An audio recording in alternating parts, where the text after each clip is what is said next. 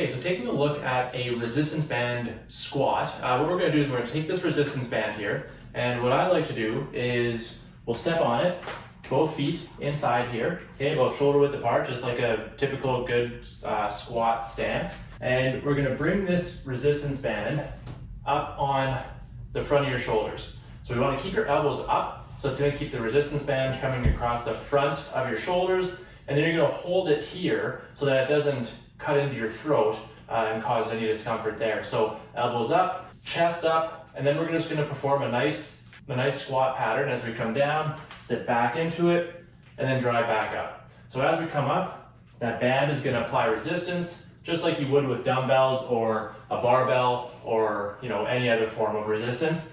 You're just coming down, just in that nice normal squat pattern, keeping the chest up and bum tight at the top. So the thing that you want to remember is not to let, as you come down, you don't want to fall in like this, because then that's going to let the band come off your shoulders, right? So you want to keep that band up, keep the elbows up, keep the chest up, and then get that nice squat and back up. Squat and back up again. That is a resistance band squat using one of these looped style resistance bands.